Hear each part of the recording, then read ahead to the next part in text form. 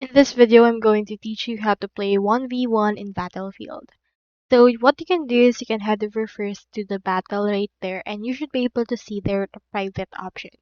Doing that will actually help you set up a game and you can just choose which person you want to actually add or invite to that particular game. So using this Reddit story right here, I have in here this. So a user actually asked to actually create a proper 1v1 match. So in order to do that, just create your own server in a custom games. Make it Norvik 24/7 with triple the ticket count and no one else will want to play that and you can keep the 1v1 to the C flag version.